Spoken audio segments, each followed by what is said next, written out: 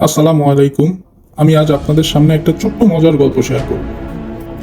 একদা এক অজপাড়া গায়ের এক মাতব্বরের দরবারে একজন ভিনদেশী মানুষের প্রায় সানাগোনা দেখা গেল, যে কিনা অনেক ভাষায় কথা বলতে, লিখতে এবং বুঝতে পারত, যেমন বাংলা, হিন্দি, ইংরেজি, আরবি, উর্দু, ফার্সি ইত্যাদি।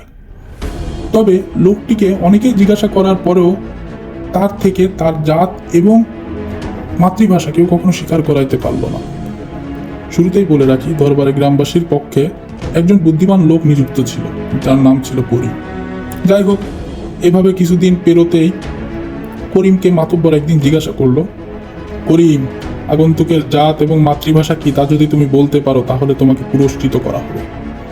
করিম শুনে বলল, এ আর এমন কি, আমি দুদিনে বলে দিতে পারবো। তাজ্জবপূর্ণ কথা শুনে গ্রামবাসী করিমকে তাচ্ছিল্য করে বলল, কাজটা যত সহজ ভাবছো তত সহজ হবে না কিন্তু করিম। মনে তো হচ্ছে সে তোমার চেয়েও বেশি বুদ্ধিসম্পন্ন। তার জ্ঞানের কাছে তোমার জ্ঞান বুদ্ধির পরিধি সীমিত। এটা বলে সকলেই হাসি ঠাট্টা করছিল। গ্রামবাসীর তসরূপ আচরণ পেয়ে করিম ওই দিন বাড়ি চলে গেল।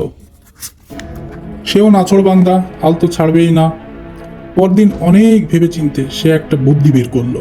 বুদ্ধিমতে করিম দ্বিতীয় দিন সবার আগে মাতব্বরদের দরবারে প্রবেশ করে দরজার পেছনে লুকিয়ে রইল। কারণ বিশেষ কারণে ওই দিন আগন্তুকের দরবারে আসার কথা ছিল। কিছুক্ষণের মধ্যে আগন্তুকের আগমন ঘটতেই করিম দরবার থেকে বের হবার ভান করে আচমকা লোকটিকে ধাক্কা দিল এবং লোকটি মাটিতে পড়ে গিয়ে রাগান্বিত স্বরে বলল, সরা অন্ধা, দিনের বেলা চোখে দেখো না, এই বয়সেই চোখের মাথা খেয়ে বসে আছো। কথা শুনেই করিম বুঝতে পেরে বলল, গালমন্দ করো আর যাই করো, তুমি যে ভাই উড়ে জাতের তা বুঝতে পেরেছি। লোকটি তখন স্বীকার করলো যে সে উড়ে জাতের। অবশেষে মাতব্বর তার কথা অনুযায়ী করিমকে পুরস্কৃত করল। যাই হোক, এই ছিল গল্প এবং গল্পের সারমর্ম হলো, বুদ্ধি দিয়ে ঠেলায় ফেললে যে কেউ তার আসল রূপ নিজের অজান্তেই বের করে দেয়। ভালো থাকবেন। আসসালামু আলাইকুম।